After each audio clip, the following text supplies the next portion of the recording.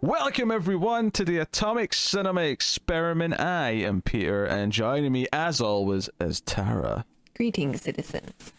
And don't let the Christmas tree behind Tara fool you. We are not here for a cheery, festive time on this episode of our science fiction movie podcast. We are here today to talk about Possessor, which is the film by Brandon Cronenberg, not to be confused with his father, David Cronenberg, but it is very much a Cronenbergian film of sorts, and we'll get into just how much that means and what exactly that means when we get into it here. But we'll start spoiler free, of course, as we always do. We'll give you a warning before we get to the spoilers.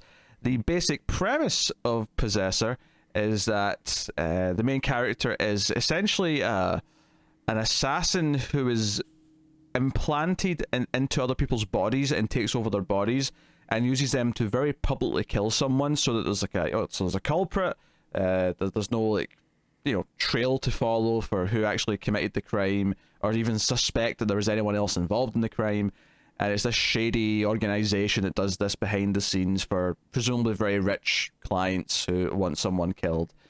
And I'll just leave it there. That's the basic setup. It follows this character doing one of her jobs for the most part. But there you go. So before I ask if you liked it or not, I want to check something here, because I watched the uncut version of Possessor, and it came up at the start. It actually said the title was Possessor Uncut.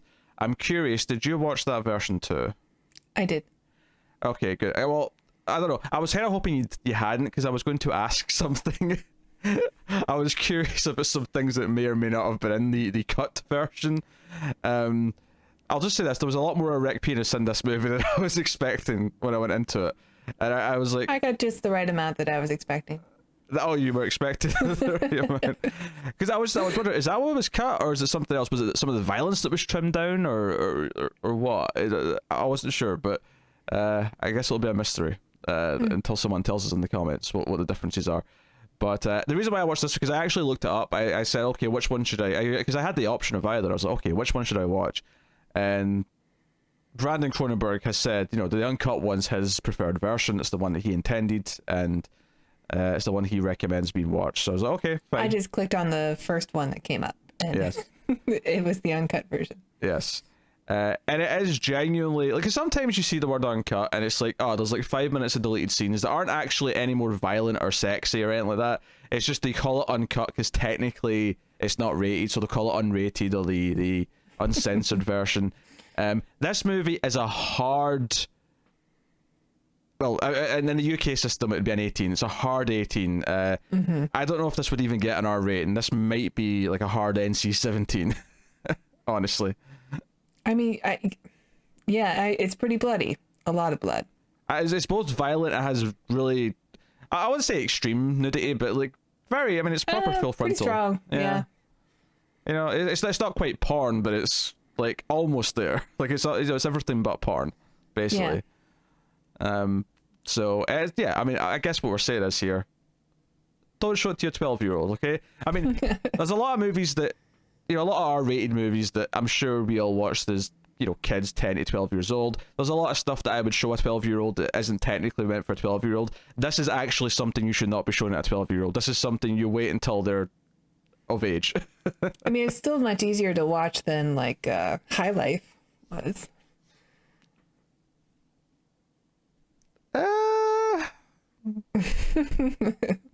Is that more or less traumatic? I don't know.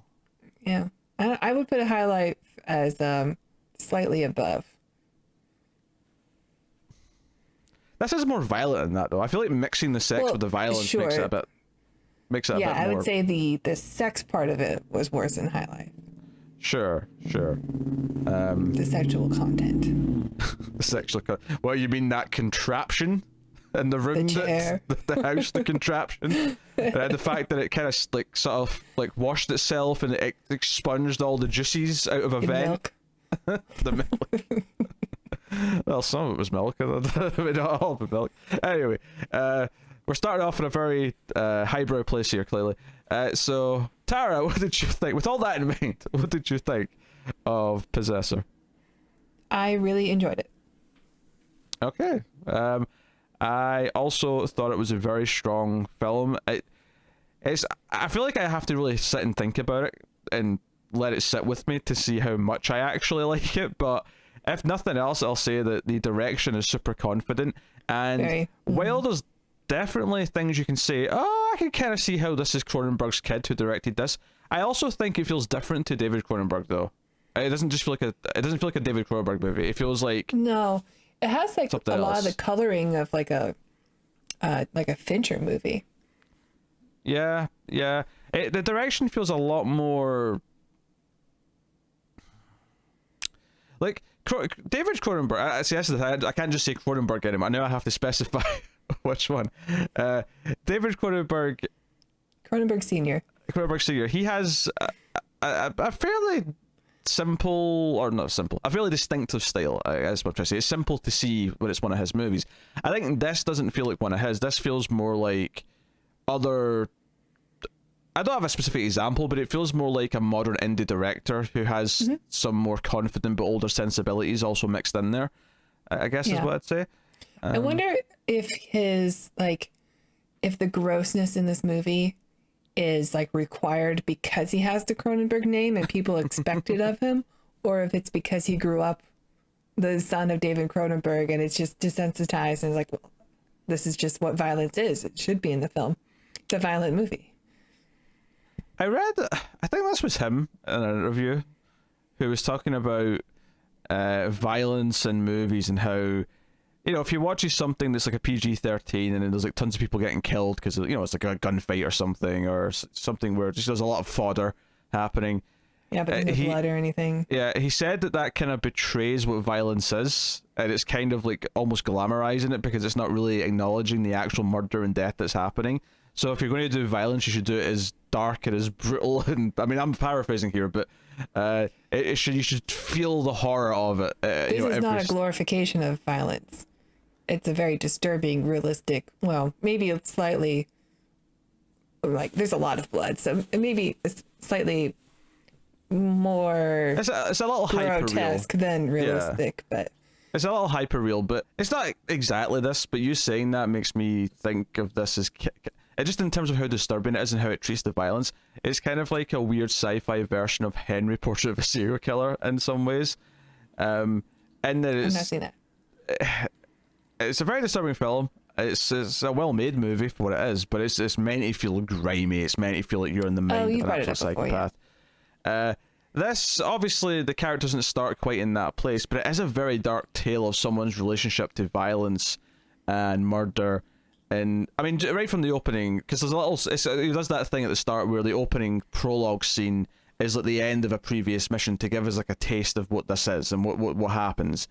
And it's her, being inside this woman's body and using this woman who works as a waitress at a fancy club, like a sort of private club, to murder someone. And one of the key points of this scene is that she has a gun in her bag. At the end of the scene, she pulls out this gun to kill herself, and she says, pull me out, to whoever's listening before she kills herself. And all I could think was, but you had a gun on you? Why did you stab him like 50 times? But as addressed, it's brought up in the following scenes, like, why did you make that choice? We gave you a gun to do the job. Why did you do it as brutally and violently as you did? So that sets up the questions of like, okay, what is this woman's relationship with violence, and does she have a desire, a thirst for murder that is being satiated by this job that she's doing? Which is, don't get me wrong, there's nothing that's not morally wrong about this job. It's assassinations, by a shady company for rich people. It's horrible. Yeah, you're taking the lives of also innocent people in order to kill someone else, because the job always ends in suicide. Yeah. So at the very least, there's always one innocent person killed. I mean, that's assuming that the rich person they're killing isn't technically also innocent, which they might be. Maybe. It's just a matter of money. Yeah. So, I mean, even then, it's already not morally good. It's already something you can't sympathize with. But you add on to that, it's like, okay, if it was this cold, calculated killer who came in, did it as quickly as possible, efficiently as possible, okay, it's an assassin in a spy movie, whatever. But when you start, like, wanting to unleash your rage and stab someone 50 times, and I'm exaggerating the number a little bit, but it felt like a lot. Like, it was a lot of stabbing. it was way more than that was necessary. Like, it was a very brutal kill for the sake of being as brutal as possible. Yeah, and it's not a lot. It's not the most brutal in the movie either. It tops it later on, but it definitely sets you off in this dark psyche that we're dealing with here, and the character that is, you know, because she seems normal, and I mean, not normal, but she has like a husband and child. We see her kind of try to sort of like fit back into her normal life. But the tone and the quiet and the direction, it's not a movie that over explains things. If anything, it really leaves a lot open to the imagination. Yeah, I kind of like that about it, though. No, I do too, for the most part, yeah. You know, we don't really hear a lot about this company and what they're doing. We don't really know a lot, because even like the sort of the main character, the second main character, who's like the guy she takes over, played by Christopher Abbott, that's like the main job she gets after the prologue, you know, portion of the film. Like, his job, like, I don't really understand what the company Sean Bean runs does, or like, I got that he was like spying on people through their webcams, but he was just looking at what curtains they had. It was really weird. I think it was for advertising reasons. You know how like you look at something and then, or you say something and your phone hears it, and then all of a sudden it's suggesting that thing for you to buy. I think they just like spy into people's webcams or videos that they post or save on their phones or whatever, and like looks at things like he's in charge of looking at curtains for the day, so we're just going to see what type of curtains they have. Or it's either some sort of data gathering service, or I got from advertising. I got from context what his particular job was, but I never really quite understood, because it was like, oh, this is one of the grunt jobs, and that's a point that's made repeatedly.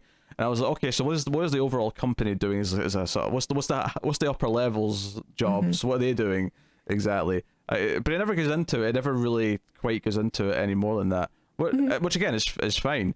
It's not interested in doing that. It's interested in the main character, her arc, and everything else. We get little snippets. We get contextual things. The direction tells us the world that she's living in. Although, I think it's maybe fair to question, is this the world she's living in, or is this just because it's from her perspective? And this like almost empty like anger we feel the whole time, and like this desolate mood is coming more from her rather than the world that's surrounding her. Is it all coming from her perspective? I mean, maybe. Like, we know the company that she works for is obviously evil. Not just that, but the reason they're taking this main job is because they want... It's not so much that they want to get paid by the guy who wants the murder to happen, but they want to have that as like leverage over him. So basically they own the company because they can set him up for they can blackmail him, essentially. Yeah. Who we never meet either. You know, there's a lot of elements to this they never feel the need to actually go into. And that's totally fine. I mean, they could have expanded the world a bit more if they wanted to. I think there's enough in there to make you like, all right, I have what I need to know, and now I can just follow this main character. Horrible person. Yeah. So I mean, the performances here are very important. You know, we have Andrea Riseborough, who's playing Tasia, who is the assassin who sort of hooks into. It's almost like a Matrix-esque connection thing she gets hooked up to. And there's her. Obviously, she kind of disappears from the movie, like in a big way. Because once she becomes the guy, it's like, well, now it's the guy who's doing most of the acting. Occasionally, there is like little snippets of her, like sort of inside his head, and I say inside his head. It's really a bit more obscure than that. It's more like just like a visual representation of like how she's thinking inside his head, rather than like. Because when she actually makes the sort of the journey to his head, there's kind of this visual, like really surreal representation of how that happens. And I didn't for a second take any of that as, oh, this is what's going on inside the technology, or this is what actually happens in their heads. This is purely just a representation of the weird way the mind is making it work, rather than anything else. I really liked the visual, actually, for all of them, like all of the little snippets of flashes of her and him like melded together, but like trying to tear apart. And that's where you get a lot of like the Cronenberg name coming up. in some of those things. Like they don't look they don't particularly look gory, but they're very unsettling to look at. But it's a good representation of what's happening. Yeah, that is probably the most Cronenberg thing of the whole movie. Is what you described there, that unsettling looking thing. It's not necessarily gory, it's just unsettling. But it's a visual thing, because you can have things that are unsettling that aren't visual, but this is distinctly, that's what Cronenberg did though. Cronenberg would do visual things that are unsettling and just what they are. Without, I mean, it would still do gore occasionally, but they wouldn't necessarily have to, go to that every time. You wouldn't have to go to that well every time. We'll save some of obviously what the visuals are for spoilers. We'll talk about that a bit more detail. Because in a lot of ways it's kind of like a spy movie or a heist movie, in the sense that once she becomes the guy, it's not just that she commits the crime immediately. She has to do a little bit of work in advance. She has to do a little bit of trying to pretend to be him. She's an actress, basically. Yeah.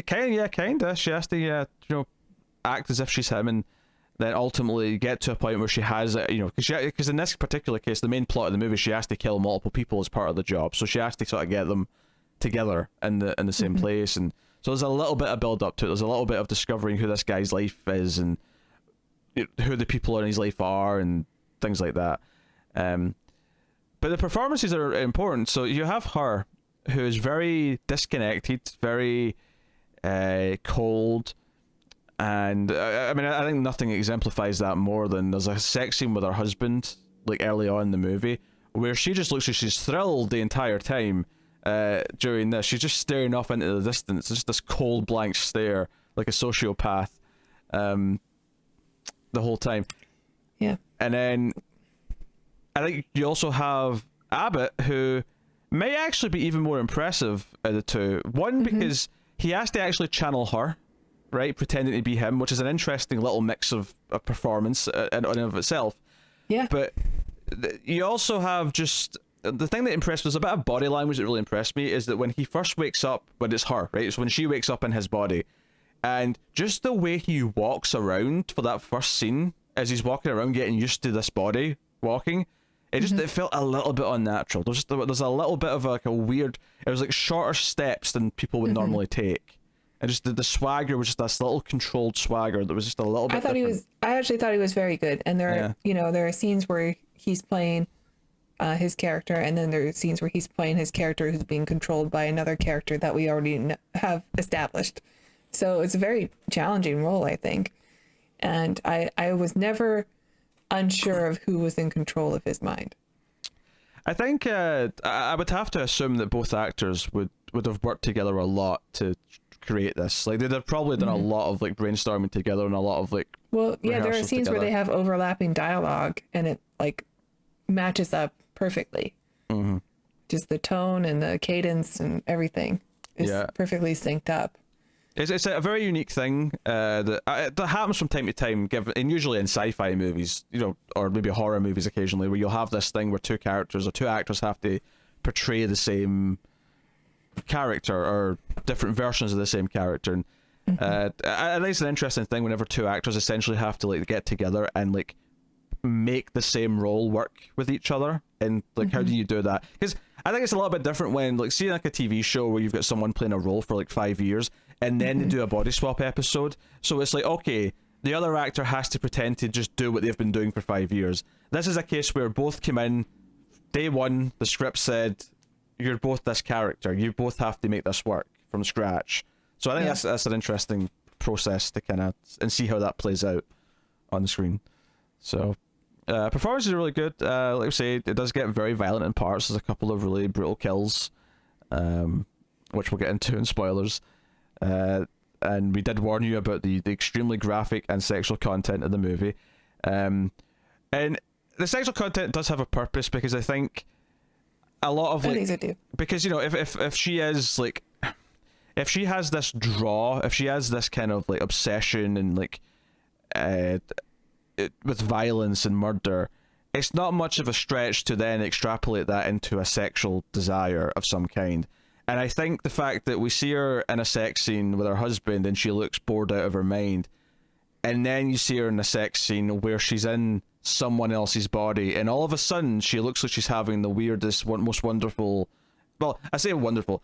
She doesn't look like she's happy, but she does look very intense. It doesn't, she doesn't look bored. She looks like she's very into it. But yeah, that's something else we'll talk about in spoilers. So we're probably about ready to jump into that stuff then, so we can stop dancing around things. But I guess the final point I'd make in spoiler free is that it is definitely not a happy movie, and like even as you're watching it, I don't think there's any part of you that thinks that anything remotely happy is going to come out of this at the end. Like there's not going to be a happy ending no matter what happens and who wins and who gets what. Like no matter what, you're leaving this feeling miserable. It is it is an exploration of a dark part of the human psyche. Just know that going in. Agreed. And I guess that's maybe the other thing that's very Cronenberg about it. I haven't seen Videodrome. Is it kind of like that? I mean, Jennifer Jason Leigh's in it. I don't remember. It's definitely not a happy movie. I don't think there's any Cronenberg movies that I could think of that I would describe as happy. The Fly doesn't have a happy ending. That's at least happy in parts though when they're first falling in love. I like most of his movies I don't even think have that. So anyway, without further ado, we'll get into spoilers and stuff. But before, obviously, as I always do, I will tell you about this month's Patreon producers. So thank you to Tyler Hess, Cindy Palacios, David Sharp, Board Now, Al Tribesman, Christopher Moy, Brett Williams, and David Brown. They are Patreon producers for the month of December. It'll be now. Will it? Yeah. Hopefully. I got the tree up. It'll be December now, yes. So thank you to you guys for being Patreon producers at a $20 tier. But you don't have to be $20 tier on Patreon, do you, Tara? Why no? If you enjoy our content, please check out our Patreon page. It's patreon.com/SmileFuzzTV, where you can donate as low as $1 per month, and that dollar will get you bonus episodes of The Ace. So go check that out. There's a back catalog of who we have. David Carradine, Garrett Graham, that guy.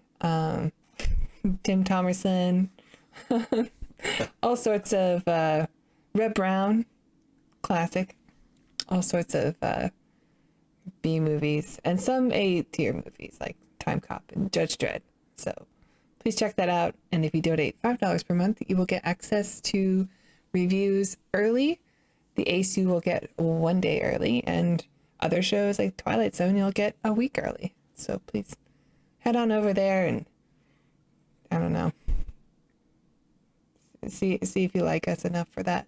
Thank you. 2 points. First of all, Kirsty's in the litter box. Bad timing. First of all, I can't figure it out. Mirror images. Stop this. It doesn't matter. No one cares if your cat's shit in the background. First of all, as much as I love Time Cop, I don't know if calling it an A-tier movie is entirely accurate. Also, did you not watch it? I did. We spoke about it for like nearly 2 hours. I vividly remember.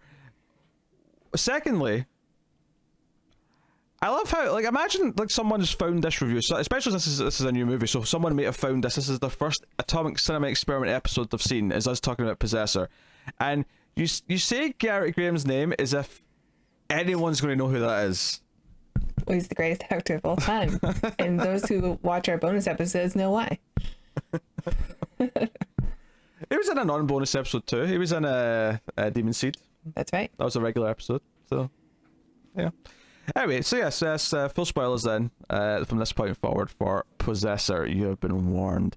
So, yeah, I mean, we mentioned the opening. The one thing I want to add on about the opening, though, is that there's a really, even just this, the very, very start of it, where the person who's been possessed, this woman, she's got like a cable like hooked into the top of her head, and she's like turning like a dial, and as she's doing it, her like facial expressions are kind of changing and kind of like ticking and making these little noises.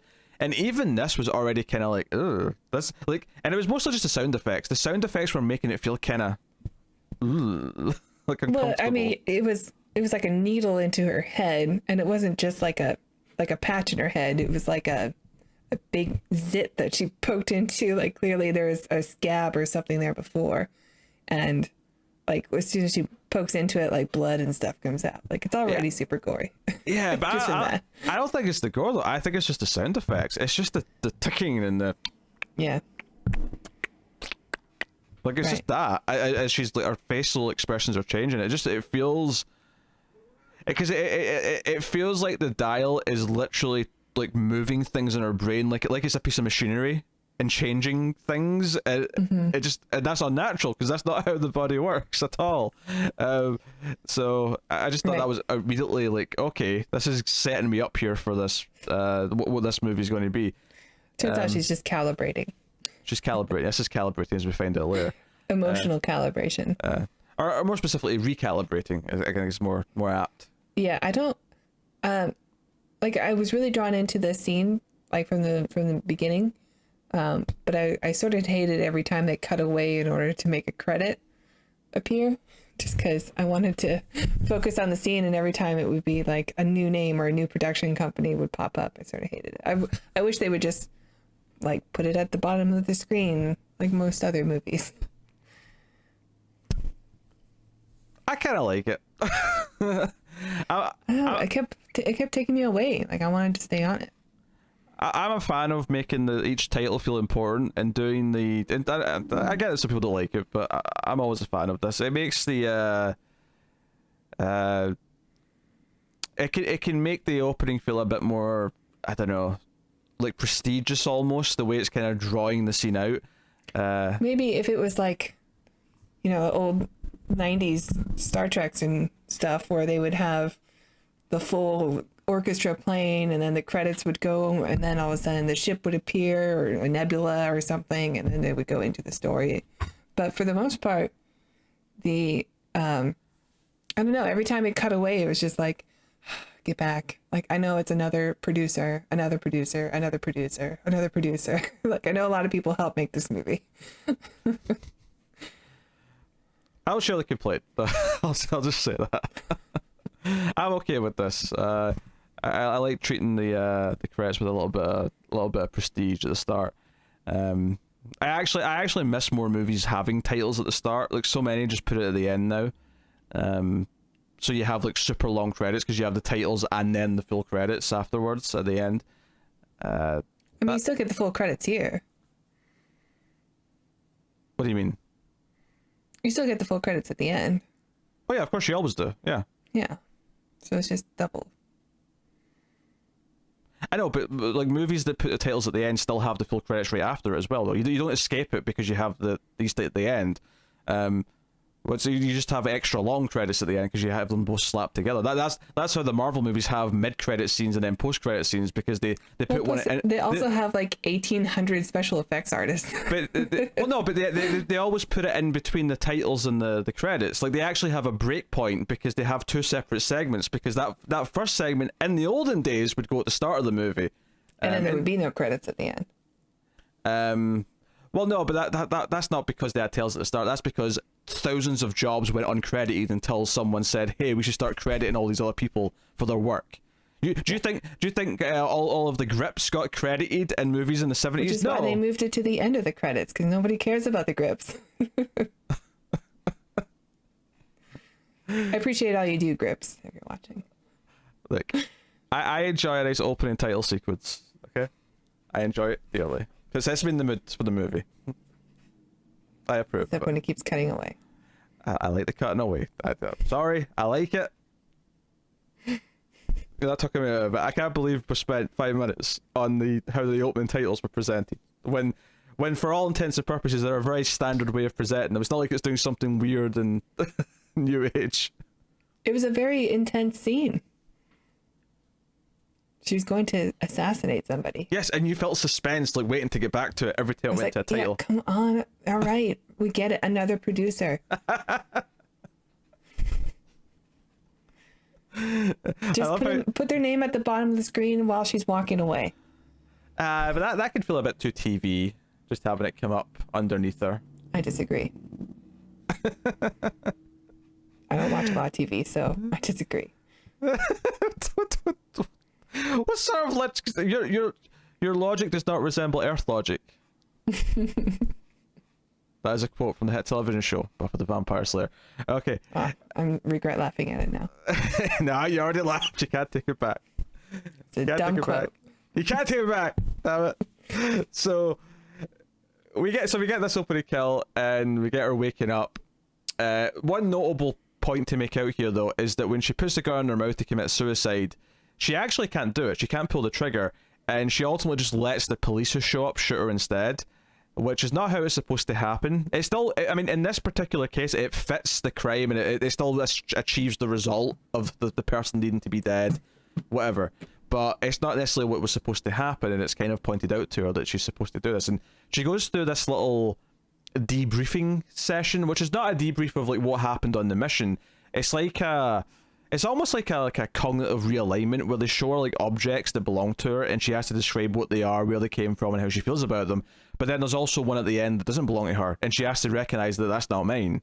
And it's to kind of like just, I guess, prove that her mind's all there, she came back properly, and there's nothing lingering or anything like that. Yeah, I imagine if you spend a lot of your life just in the mind of somebody else, that you can mix up your memories, forget who you are. Or there's always the risk of that. It seems like she has a job that might carry a lot of PTSD, judging from the next scenes. But when you say memories, you just mean the ones that are created when she's there, because there's no indication that I got from the movie that she gets the past memories of anyone she goes into. I don't know, because, later on in the movie, he is able to recognize her memories. Like, he knows where to go to. Oh, that's true. No, you're right. Yeah, you're right. You're right. Yeah. It's never brought up from the perspective of her getting any of his, though. But you're right. Technically, yes, we do see it the other way around, where he starts to sort of recognize parts of her psyche. Although I do wonder if that's because it's like memories he's accessing, or is it because that's what she's been thinking about, and it's more like a live feed of her thoughts rather than just that he can look through her database and go like, oh, where's this file and where's that, Okay. Well, I mean, when I say memories, I just mean like you've lived through the eyes of somebody else. So yeah. I'm not trying to critique from those experiences. I'm thinking through it. I'm thinking through based on what it gives us, because it really presents the idea that she's thinking about her husband and her kid throughout the movie. Like we see her, like those quick flashes of her thinking of them, which kind of gives her these weird moments when she's in his body where she kind of like loses control for a second or gets like a headache and kind of freaks out, and that's when she has to recalibrate. So it kind of establishes she is constantly thinking about those things, like her home where she is supposed to live, but she moved out. But anyway, separated. One of the key things about the scene, though, that we have to mention here, it's very important for the ending, is that she gets to this butterfly that's in like a case, and she talks about how she killed this and like stuffed it. If you even stuff a butterfly, I don't know if stuffing it. No, you just pin it. Yeah, preserve it. She preserved the butterfly. There's nothing to stuff. It's a butterfly. No, I mean there's cotton like behind it, but then you just stick it with a pin. Yes. But I mean the end goal's the same as taxidermy. It's basically it's the same genre of thing. Not the exact skill set, but it's the same genre of activity. You're preserving something that used to be alive. Yes, like a creepy serial killer, which in this case she kind of is. Well, she says she regrets it. Which is important. That's what I was going to say. I was going to say. She says, specifically the word she uses is that she felt guilty and that she still feels guilty about it if she thinks about it. That's the very important phrase that's used here. Very important because in the final scene, when she's debriefed in the last scene of the movie, she goes through the same objects, she says almost the exact same things, but when she gets to the butterfly, she doesn't say she's guilty about it anymore. That's essentially her arc of the movie, is she leaves whatever was left of her empathy and her humanity behind. It's gone by the end of the movie. That's the arc of the film. That's the review. I give it a... Yeah, nice try. So, but no, we see her go to her husband and go to her son. We see the awkward love scene with her husband and the hanging around with like the friends of her husband, and just all of it feeling very disconnected, and how she's trying to live in that life, but she very quickly actually phones work. She says to the husband that she the work phoned her and she has to go fly back out for another job. He clearly does not know what she does, by the way. Like, he has no idea that this is... No, this scene kind of reminds me of True Lies. Of all things. You don't know that she's a super secret spy assassin. But, it's this thing where, we didn't even mention that Jennifer Jason Leigh's character is kind of like the handler. She's the one who kind of debriefs her and is in charge here. And she mentioned she used to do what she does now. Like Jennifer Jason Leigh, when she was younger, used to do this as well. But as she gets older, she finds it more difficult. Yeah, but she does say to her, once or twice she implies that, oh, you're supposed to, you said you'd left your husband, like, now you're sort of keeping that part of you, and maybe that's the problem here, is you're sort of clinging to something. And it's this thing where, she comes back in to take this job, and it's explained that, so Sean Bean's this wealthy guy, and his daughter has married our other main character, whose name is Colin. And basically, she's going to possess Colin, and Colin is going to kill his girlfriend slash wife. I wasn't actually sure if they were married or not. No, they weren't married yet. They were engaged. And going to kill Sean Bean. Oh, surprise, surprise! Sean Bean might die. And then himself. And the whole reason for this is because there is a stepson who will inherit everything if these people all die. If the not so much Colin, but if the father and the actual biological daughter both die, he gets everything. So he's the one who wants all this to happen. Right. And so we get all this set up, and she goes in, and she has to interact with the girlfriend, and she has to like sort of, and the girlfriend kind of notices that you're acting a little bit weird, like there's something a little bit off about you today, that doesn't feel quite right.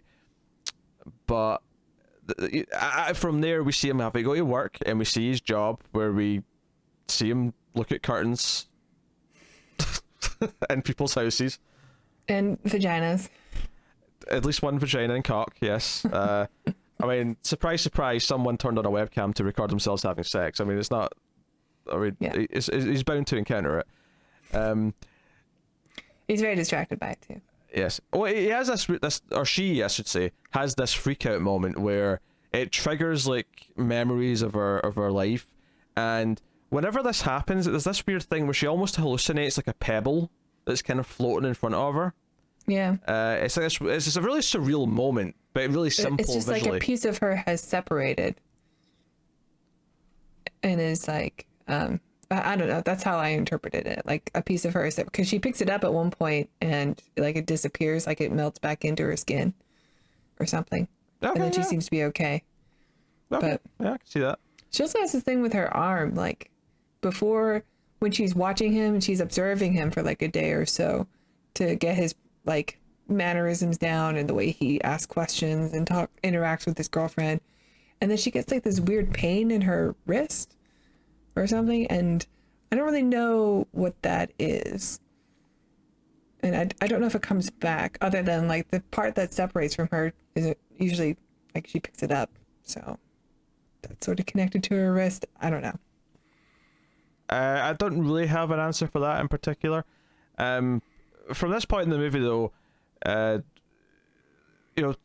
is kind of the weird sex scene where, and it's actually a very interesting thing, like setup for this, because it's a very mirroring scene to the scene she had with her husband and son, where the husband had this like, couple of friends over and they were having like a dinner party.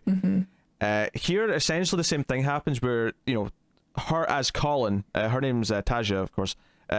Taja as Colin like comes home to his place, and she has some friends over who are all sitting around and doing whatever, and there's a very similar line that happens here where it matches a line the husband had earlier in the film, where she comes into the bedroom when he's sort of sitting there, and he's clearly not been having a good time. He's been kind of like just waiting for them to leave, and she says, "Oh, I'm sorry, I didn't expect him to stay that long." That's like the exact line of dialogue that the husband had earlier on.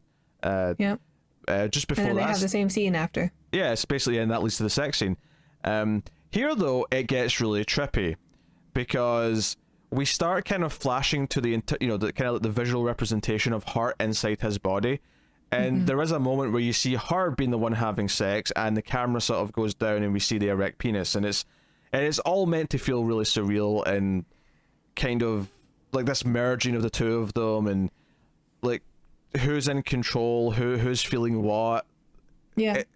When she first gets into his mind and has his body, like she goes into the bathroom and she, checks out the goods. She does a full body inspection, including the penis. And then I think this is also a bit triggered probably from the voyeur that happened at work. Like maybe that on top of, we don't know if she's ever, been inside a man's body before. This could just be a new exciting thing for her to try. Yeah, I mean, when she checks herself out, though, it didn't come across to me as like, oh, I'm going to see what his dick looks like. It felt more like she's supposed to check the whole body and make sure there's nothing wrong, just in general. It felt more like less of a curiosity and more of a, oh, I need to actually check the body and make sure it's okay after the transfer. No? I guess. I don't know. I sort of took it like, well, might as well check it out. I never got that from it, but she so that scene I mean, it wasn't like a sexual thing though. It was very much like an alien is like observing the human body. Sure, yeah. Like I'm inside. It's like an under the skin situation. But the sex scene is very trippy, and it's very dreamlike's maybe not quite the right word for it, but it does feel very cerebral. Mm-hmm. In a way that feels like it's breaking some sort of new ground. And I think this is where it kind of maybe ties in for me, where her thirst for violence and her disconnect of things, like this scene here where this is more tantalizing to her. And I don't think it's necessarily because she's inside the body of the man necessarily. I don't think that's the part that's exciting to her as much. I think it's maybe more. I think it's still voyeurism. Like she's observing through someone else's life. I mean, it's that. I think it's also just that it's a stranger. This is like some encounter, which to the other person it's not this weird one-time thing, but to her it's this. This one invasion. This one-time invasion of privacy. This one-time experience that, like, the other person doesn't know about for a start. Like, everything about it is voyeuristic. Yeah, I think it's also like when we see her come home and she's outside of her home, like as herself, she has to like practice lines of what it's like to interact with her family. Like she's like rehearsing what she's going to say when she sees her husband, when she sees her son over and over again. And there's no emotion to it. It's just like I have to practice my interaction because it's like a line read, like an actor would. Yeah, but it's like, also this is my scenes. I'm going to be somebody else, and this is what I have to do now. Like her life is just, even her regular life is just acting. Yeah, but the point I was going to make there is that it's exactly what she's doing when she's practicing lines for him. When she's practicing lines for Colin, she's doing the same thing she does for her, her characters, if you want to call them that, her marks, her victims, her targets. She's doing the same thing for her own life, that she's actually rehearsing her own lines for herself the same way she does for them. Yeah, I think it's just there's an identity loss that now she has to like practice everything. So well, yeah, that's one of the big things that the movie is kind of getting at here, where like I don't want to say this is necessarily the soul thing here, because I do think there's a definite like her violence is so extreme that it does kind of feel like we're in the mind of someone who is very dark and twisted, and we're looking at that from that perspective. But I do think there's something to be said here to look at this from the not satire, but the commentary route, kind of in the same way, like when you look at something like RoboCop and we talk about how someone's humanity is taken by the company and how becoming their tool is taking away who she is, and she just loses, and she's already kind of a lot of the way there. The fact that she's rehearsing lines for her family at the start of the movie says that she's already pretty far gone. She's just not quite crossed that line of having no empathy whatsoever, which is obviously where she gets to by the end of the film. Yeah, I also think it's a little bit of a Stepford wife situation where there's like she has to put the role of wife and mother on. Like it's not just she has to pretend to be this because it's not really who she is, but she has to practice it all the time. That did not go where I thought you were going to go with it. I thought you were going to say that the company is essentially programming her into be something like a Stepford wife, not that like her. I don't think. No, well, clearly the company does not want her to have a home life at all. No, that's not what I mean. That's not what I mean. I'm not saying they're programming her to be a Stepford wife and that she's acting like a Stepford wife. More that her being this emotionless killer is their version of a Stepford wife. That she's programmed to do what they need her to do, not the specifics of what she's doing. Mm-hmm. Because I feel I mean, I think a lot of the themes of the Stepford Wives was when you become a mother or a wife, that becomes your identity now. So you have a loss of who you are because you have to play these roles. And so much of that movie was about like Catherine Ross trying to hold on to who she used to be, but now instead she has to play this robotic part. Yeah, but I think this. I'm not sure if I get what you're saying here in context of this movie though, because the family life is definitely represented here as the good, healthy thing, as opposed to what everything else is going on. So the programming, the thing that's turning her into something she doesn't want to be, well, she does kind of want to be. She's kind of weird in that sense. I don't think, like, I think they're reading this film that it's showing her break away from the archetype of the loving wife that she clearly doesn't want to be. Well, I think there's potential in that story. I don't know if it necessarily fits in this when what she's like. Do you think that the movie's trying to say that forcing someone into a role like this leads to an extreme where they sort of ricochet so hard I think I don't think the movie's trying to say that. I'm saying that a lot of people wake up in their lives, daily lives, and feel like somebody else was them for a while, and how did they get here?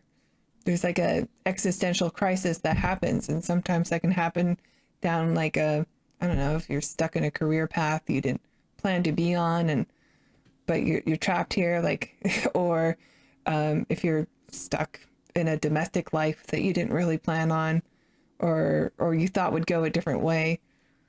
I think that theme is in the movie.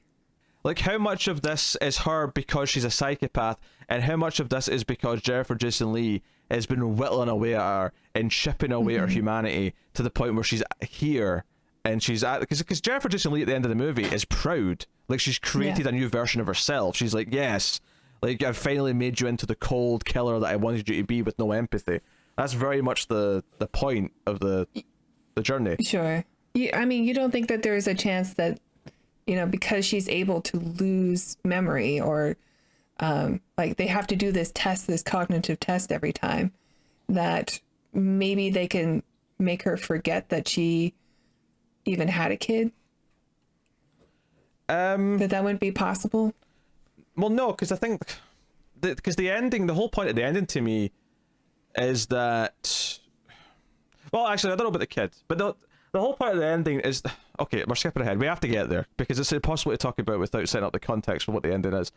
So we'll come back to this. Let's table this. Okay. And come back to it down the line. So they go to a party where Sean Bean's there, and he's a complete prick to him. And that said, though, I don't necessarily blame him, because his daughter... No, I don't think so either. His daughter's engaged to someone who she met because he sells cocaine. I mean, it's not... As a father, I get why he's not particularly proud or excited by the prospect of this being his son-in-law. But he's told to make a public scene, or she's told to... It's really confusing because we're dealing with her, but in his body. And he does, he gets drunk, he makes a scene... He comes back in, and again, he's got a gun. He has the option of using the gun on Sean Bean, but he does not. Or she does not, sorry. She grabs a fire poker and whacks him with it, again, much like the stabbings earlier, repeatedly, like multiple times, before finally stabbing him in the mouth, and then basically plucking out his eye with it, which was a particularly gory moment, which I did not see coming. No, neither did I. It was very gross. Okay. And there's some loss of teeth. That was hard to watch. That's when he gets stabbed in the mouth, yeah. You just see some of the teeth just kind of... Well, he stabs him, or she stabs him in the mouth, and then she, like, turns and twists it around for a while. Like, this is a long mouth stabbing scene. It's very brutal. The fiance, she comes back in the room, sees what's happening, screams, and this is the only time she uses the gun because she's like, oh, I can't get to her in time, so she just grabs the gun and shoots at her a couple of times. Yeah. And again says, get me out of here, puts the gun in their mouth, but then something happens, and this is kind of the interesting part of the movie for me, where I've enjoyed everything up until this point, but this is the part of the movie where his psyche starts fighting back, and it's kind of like, okay, he might actually be in more control now, and is kind of on the run because he doesn't realize what's just happened. He's like, what what's going on?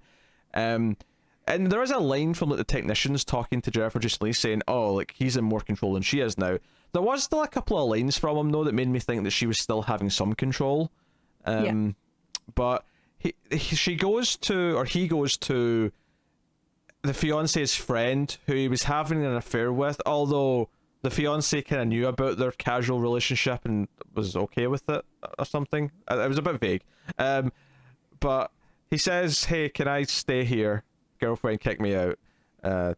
See how long that lasts when it breaks in the news that she's been killed brutally. Well, she's on her way to Chicago. Yes. Yes. Well, she doesn't make it to Chicago though, because he ends up killing her in the shower. Or she ends up killing him when she gets control again. When what's her face? Taja. I keep wanting to say Mandy because she was Mandy and Mandy. Goddammit. But when Taja gets control again, she kills her in the shower.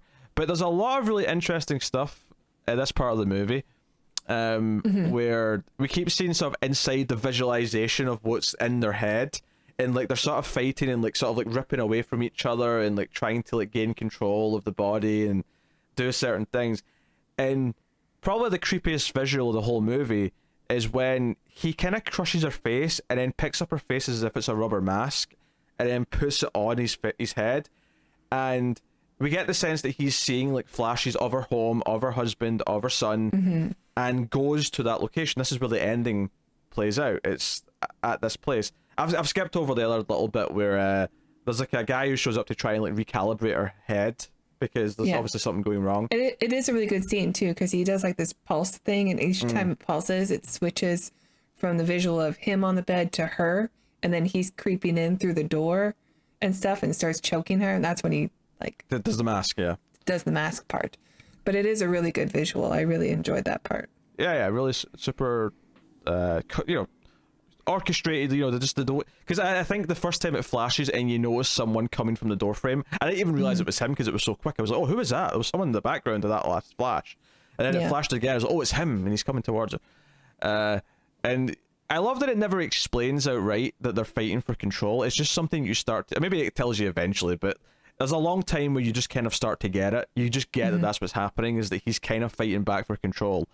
And you're kind of rooting for him, because as much as he doesn't seem like the best guy in the world, he didn't murder. Doesn't deserve to die. Yeah, he didn't murder multiple people brutally and deserves to go to prison for it or be killed for it. So you're kind of rooting for him to gain some control, even though ultimately his plan is to go to her family's house and like threaten the husband, who seemed like a nice enough guy. Although I will say this, the husband, the actor's voice, I struggled to understand some of his lines occasionally. The way he said his lines, his voice was just a bit muffled to me. Did you find that? He was the son of Donald Sutherland, but I don't know. He might be a milkman baby. He doesn't look anything like Donald Sutherland. But Sutherland does mumble in some of his movies. Maybe MASH is not an easy movie to understand. Hey, to hear from his father. Well, that's like, you got it from him. And we have to, and I love this part of the end here, because we have this moment where Colin is holding a gun to the husband's head, to Michael's head, and he's yelling, tell me what you did, tell me what's going on. He's screaming this to Taj to tell him. And we kind of get this visual where she kind of appears standing next to him, and they almost start having a conversation, which is obviously just representative of what's happening in their head. Right. And she basically says, if you're going to shoot him, just, I don't really care.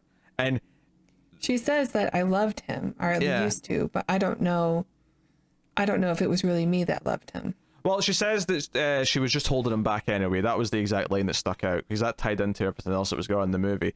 But the visual we get here is that they're kind of both holding the gun at the same time, and they're kind of merging to the point where you don't really know which one's actually about to pull the trigger, if one does.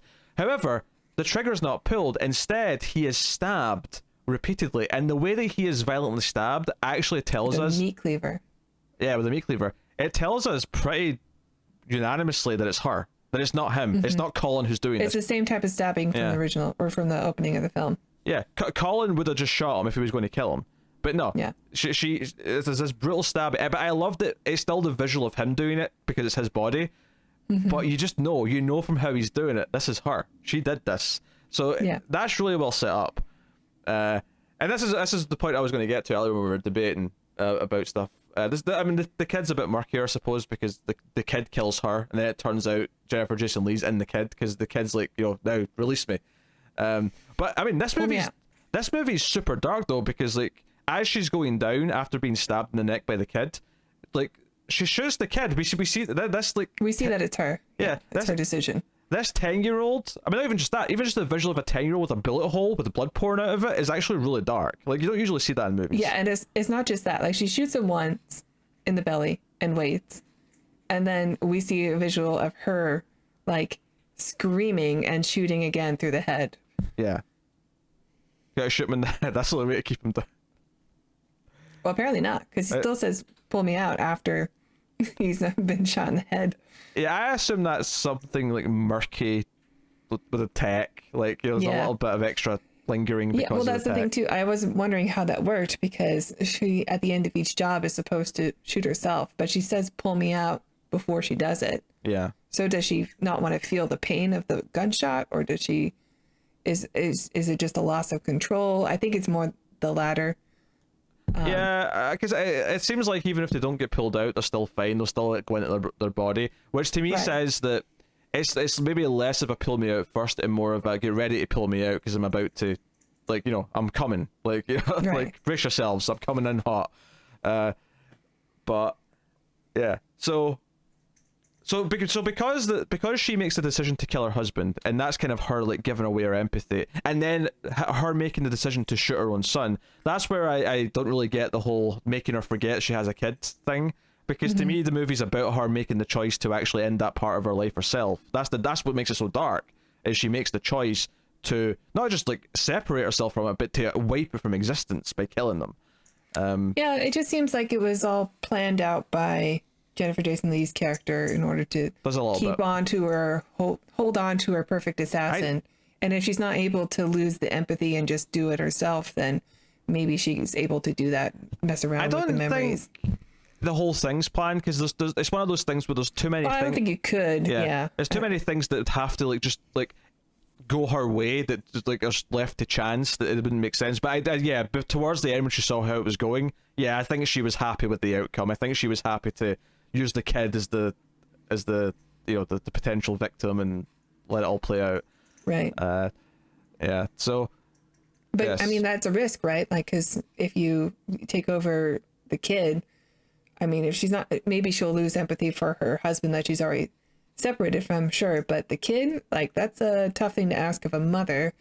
So by putting her in a like situation where she's forced to murder her son, like, you run the risk of her rebelling against the company or against, the act of it. So I don't know, it seems risky. Yeah, but I mean that's the thing. She plays that gamble, and it's the fact that it turns out the way she wants is what makes the ending so dark. Is because she has actually rejected that part of her life. She's rejected her child. She's rejected her husband. And again, I say rejected, not even just rejected, brutally murdered both of them, in her act of leaving them behind.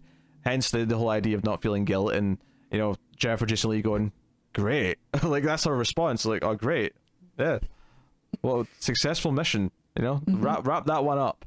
And it makes sense that she's happy with it, because this mission kind of was barked. The fact that the subject started fighting back and they had to go on this little chase to like try and bring him back in, and it led to the house of her family. You would think this would be like, oh, we have to do a lot of like reports on this and like question it and assess her suitability for future projects, but Jennifer Jason Leigh seems very happy with how all this ended.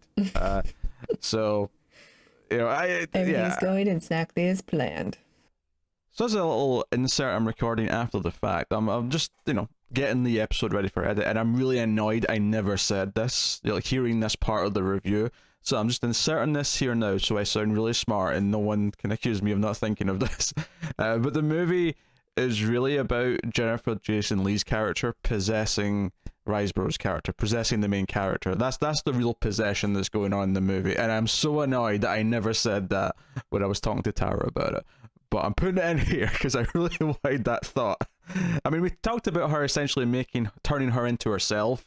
We made that point, but I really wanted to say that line because that's what the movie is. Thank you. Back to your regularly scheduled podcast.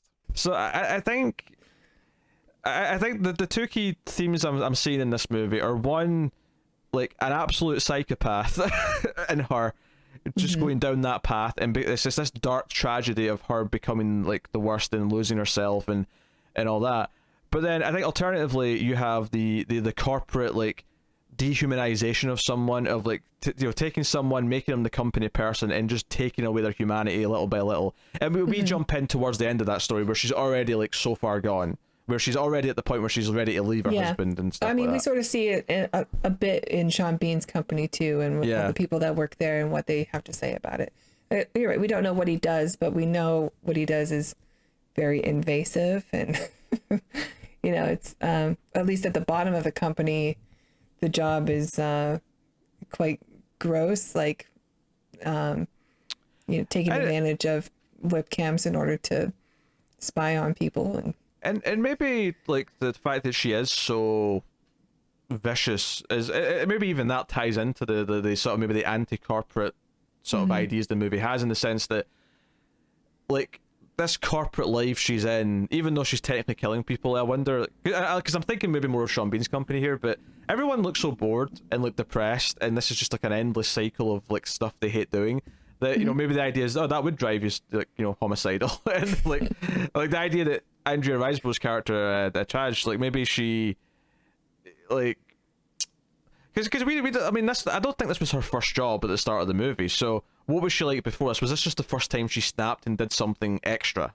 or was this, because when Jennifer Jason Leigh's talking to her about like her like training her, it sounds like this took some time to get to this point. It sounded like there was other jobs. I don't think she's a newbie. I think she's very much people talk about her as having some sort of prestige in the company. Like the one guy that shows up says, "I really like the way you took care of that one guy. Like, you're a legend. It's an honor to meet you." One of the examples of like fiction I always bring up Buffy, but one of the things I always say is that kids feel like high school is hell, so that show makes it literal. And I think fiction always takes something and makes it extreme. So if you take the message of don't lose your humanity to become a corporate stooge, your humanity is actually more important, your family is more important. This is the extreme of that, where not only does she reject her family, she outright murders them and they're gone, and in the most vicious way possible. It's taking that and turning it up to such an extreme degree. But that's what movies do. Sometimes more than others. In this case, it's the utmost extreme. You can't get any more extreme of this in terms of the context of the message that it's doing and saying. He lives up to the name of Cronenberg. Yeah. But I think we're actually ignoring maybe the title of the movie here, and the idea of possession and the idea of like living through others. And even the job that Colin's doing at Sean Bean's company is kind of like an invasive of it's not quite possessing someone, but even the idea of getting into their webcam recordings or live feeds, whatever one it is in a way, it's almost like it's weird to call it the kiddie version, given some of the things that he sees, but it's almost the kiddie version of what she's doing, where she's getting into people's bodies and like invading them that way. I think it's also just a descriptive way of saying when there is something like a crime of passion, or when someone is pushed to their limit, they can transform into somebody else completely out of character. Like the people that they are taking the bodies over, like one of the reasons she says she stabs them so many times is because like that would be more realistic. If somebody breaks and because of they've been pushed so far, they would just cleanly shoot somebody. They would act irrational and stab him multiple times. So it could just be like another way of saying like it does feel like somebody temporarily takes over who you are when you I don't know, pushed to the extremes of any emotion. Yeah, so someone says, yeah, it's just like, it's like I became another person for a minute there. Like, basically, it's almost, again, doing that and taking it literally. Like, it's literally someone else who's there doing it. Yeah, but I also question, like, how much of that is, like, her being honest about, like, what she thinks would happen, and how much of that is just an excuse for her to, because it's her instinct. It's not that's the person she's portraying. Like, she's saying, oh, it'd be there, and if they were pushed to this point, it'd be their instinct to do this violent stabbing. But yeah, I think the movie makes you like have that question in the back of your mind. But how much is it just her? That's her instinct. And to then have in the end scene with her husband, we're like, okay, so that was probably what she wanted to do more than what the right thing to do was. Yeah. And maybe it's also maybe a statement on how corporations or how, and maybe this is a bit of a stretch, but if you look at law enforcement, how law enforcement can bring out the worst in someone who has really like bad tendencies, like someone who is kind of a bully, someone who thinks they're like better than everyone else, someone who will abuse things and be corrupted. Like if they already have that personality, how the law enforcement structure will essentially give them the power to like become even worse, a worse version of themselves. Like I just wonder, like, if it's maybe a little bit of that in here where, like, these little tendencies she has, if she's always had them a little bit, like, how much is this job letting her almost like flourish and discover new depths to, like, the idea that she killed this butterfly as a kid, and that's maybe all it was ever going to be, is she killed a bug, a butterfly. It's not a bug, but you know what I mean, like when she was a kid, and that's just effectively all it ever was. Kids do stupid things, it's fine, but this let her go down this path, and it's like, hey, this was encouraged by an establishment, this was encouraged by a system that shouldn't let this happen. Now, admittedly, I realize that this is a shady criminal assassination company, but and interesting that we only see women in this job, because we know Jennifer Jason Leigh used to do this as well. That is true, yeah. Which is partly why I was making the connection to not being yourself when you become a mother or a wife. Like, that takes away your identity and you have a bit of a crisis there. I thought that was maybe one of the points by casting women for these roles. No, I think there's definitely something to explore there. The reason why I'm confused by you saying that, though, is that them taking away... because I understand your, interpretation of the end is that she has to let go of the thing that's holding on to her humanity, which is being a wife and mother. And I'm saying it like the opposite. Like, she wants to let go of she does this in spite of being I don't know. Maybe I need to work this out a bit more and come back to it. But yeah, no, I don't disagree. She does want to let it go. She clearly isn't happy. But I think the reason why I'm not quite getting the other part of this is that the part that's sort of removing her humanity, the part that's turning her into something that's just a function, that's just a tool for what she's supposed to do, is the company. Which is why I don't know if I get the impression that her and Jennifer Jason Leigh and any woman who takes this job is doing this because she's rebelling against the traditional, matriarchal, lifestyle, the role that. Maybe she's so good at the job because she's been acting her whole life, just pretending to be something. No, you might be right. Maybe I'm missing this. Maybe this is a perspective that I just can't see because well, obviously I'm not a mother. I'm not a wife, amongst other things. Like that not that you're a mother or a wife either, but it's not like maybe this is just a perspective. I don't know if it's in the movie enough, but. But in terms of like trying to dig deeper and saying, okay, so why is this only women who are doing this role? I mean, we only have two examples. There are definitely there's definitely men who work there in other roles. Some of the scientists who are like cooking things up are men. There's the doctor guy who talks to her before she goes under. But yeah, the only people who we see actually, the operatives who are going into the bodies, are women. I mean, is that like maybe only women can do it? Maybe there's some reason like why it has to be a woman who does it versus like a man for some reason. I never say that. I'm just speculating. Yeah, it's just, you think of people who grow up to be serial killers. They don't tend to be women. So it's not an obvious cast to me. Yeah, is it kind of like a weird awakening of like, so since most serial killers are men, in most, violent, not that women can't be violent, because of course they can be, but Of course. the vast majority of serial killers and like violent crimes tend to be men. And is it almost this weird dark wish fulfillment of like, like at least these two, like they want to do this too, and this was kind of like their path of realization of getting there. I don't know, that's a bit of a reach maybe, but I don't know. But I do think it is worth mentioning, that the only two people we know that have ever done this are both women, and that's an interesting choice, specifically in the movie. I do think it's about the loss of empathy, first and foremost, more than anything else, and I think the causing of that, I think she is just kind of psychotic, to be honest. But admittedly, we can speculate about as to why maybe she got that far in the first place, and I think there's definitely an anti-corporate kind of feel. There's definitely a surveillance and a voyeuristic kind of like theme to the movie that is there, and not just with her character. Like we say, everything Sean Bean's doing at his company is all kind of in that theme as well. Even though it's a different, obviously tier of what they're doing in terms of extremity, but no. I mean, the fact that it's got us talking this much about what the movie's about and what it's saying about our humanity. Well, there's a lot of open questions that are left in this film, so I think there are some things that are open to interpretation because they don't give us all the answers we need, but just enough. Yeah. I think it's really well written, and I thought it was really well directed too. It had a really great style, and I know he did one other movie that people talk about, but I look forward to anything else that he's done or will do. Yeah, I'll have to go back and check out what that other movie was. I don't know if it was sci-fi or not, but it might have been. I think so. Oh well, in that case, it's something we might get to. I'll have a quick look. Antiviral. Oh, it sounds sci-fi, doesn't it?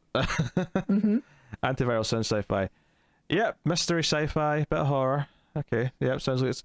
Here's the description of this other film we did. This is Antiviral from 2012. Yeah, that's a big gap between films, actually. Yeah, I was thinking that too. In a blackly satirical near future, we're already doing the right thing, a thriving industry sells a celebrity illness to their obsessed fans. Employee Sid March's attempt to exploit the system backfire when they involve him in a potentially deadly mystery. So... Is it illness? Is it saving the celebrity, like the celebrity like giving their cancer to a fan so that the celebrity may live? Is that like what's happening here? Maybe. This feels like a Black Mirror episode. It's not a Black Mirror episode. Yeah, I mean this movie kind of does too. That's true. I mean, you could probably boil any sort of like cerebral sci-fi down to that, I suppose, if you want to. Yeah, they sort of have the market cornered there. As long as it involves technology in some way, and I think this kind of does, and obviously this movie does. So. No, I'm interested in these explorations. This is definitely an art house movie, though. I think we made that clear. This is not a fast-paced whiz bang movie by any means. This is a very methodical, tense, and at times brutally violent and sexually explicit film. Yes. You have been warned. It earns its unrated version. Yes, and honestly, to back up your point, honestly. I think the one thing that probably does really back up what you were saying about part of why she does what she does is being this repressed, I don't know if she was a housewife per se, but this repressed mother and wife is maybe the sex stuff. Is like the idea that she is so detached during her time with her husband, but then everything else, just she's like free in this wild way that's like unnatural even, because it is this. It's like, almost like a soldier having PTSD, because during that sex scene, we do see flashes of her killing the guy that she just did by stabbing him in the neck.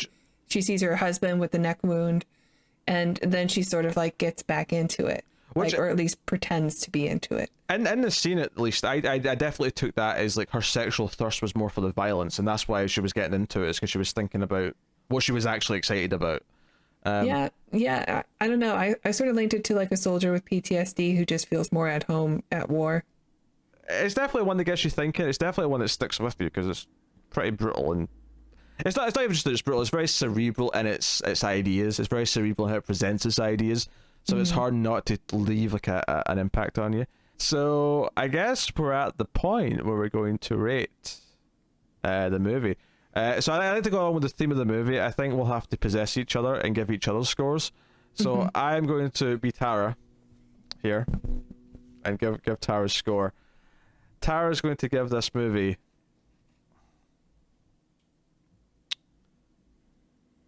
8 out of 10.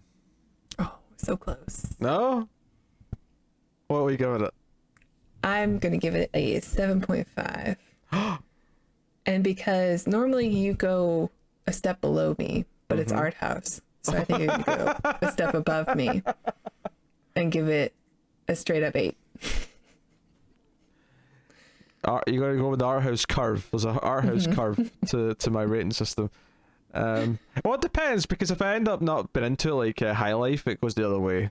And it's like really middling. But no, I hated that movie by any means. But anyway, I don't know. I'm conflicted a little bit actually, because I just think it's really well directed. I think the ideas are really cerebral, and it's presented in a way that I think is very confident. I would describe this film as very confident. One of the things that I was worried about going into this is, I was worried about, not that I've seen a lot of stuff, but it's kind of like when Will Smith's try to like sort of like push Jaden Smith in our faces, and we're like, oh, he's not got it. I'm sorry, Will, but he's not got it. I was worried that I was going to watch. I didn't hate the Karate Kid. I was worried that I was going to watch this and be like, it was okay, but it feels like a lesser version. And I'm going to give Brandon credit, because I feel like I didn't feel that by the end of this I was judging this as, oh, this is the David Cronenberg kid. I felt like I was judging it on its own weird art house qualities, even if there is some, things you can draw between them if you want to. So I think this will get better the more I watch it. And I think I am going to give it the 8. I hate to give you the success and have you be right, but I guess The art house curve. Tara's possession of me worked, apparently. Well, women are better at this. Oh, there you go. See? You've solved it. Yeah. Easy peasy. Is it just that we're easy to predict and we're just boring? Either that or you're just easy to influence. You will pick 8. Yeah, that sounds fair. Let's be honest, we'll do whatever women tell us to do most of the time. If you made it this far in the review, put the word... Oh god. I'm not picking anything bad. It'd be very easy to in this one. Put the word voyeur in the comments if you made it this far into the review. Tara's going to do her pose for the thumbnail. So, unfortunately, there's no rubber mask of me that she can put over her face for full effect. Just put Gus over my face. But here we go. 3, 2, 1, pose. I don't know what to do. That'll do. That'll do, pig. That'll do. Oh, that's a great movie. We should watch that. I'm glad you got the reference and didn't just get insulted that I referred to you as a pig, because that was not the point of the reference. I love Babe. It's an honor to be James Cromwell into Babe. If you've seen the movie, of course, let us know what you thought of it in the comments. We always like to hear. Like and subscribe, as we said earlier, as well as patreon.com/MailFuzzTV. Also very important. We'll tell you what's coming next time. If I remember correctly, it is the last Patreon vote winner, which will be Tremors, the Kevin Bacon extravaganza, monsters in the sand. Good job, patrons. Voted for the right movie, Yeah. I think. We took a little bit longer to get to this one because we kind of forgot to slot it in for November. This is actually what may have been done in November, but it's fine. It's no biggie. It's coming next week. And then whatever won the November vote will be coming like a week or two after that. But so look forward to that next week. But that's what's coming. Tara, would you like to recommend anything else from MailFuzz TV? Well, if you enjoy weird stories, please check out our review of the classic Twilight Zone episodes. We're currently in season 3. It's been a blast going through those again. And yeah, please go check that out. Thank you. Wonderful. Smooth. Yeah, very, very, very smooth, yes. There's just no need to transition out of that, to be honest. I'm just going to have to awkwardly say thank you, guys. Thank you very much once again for watching or listening. We always appreciate it. Keep watching science fiction and computer at Salsa. Pull me out.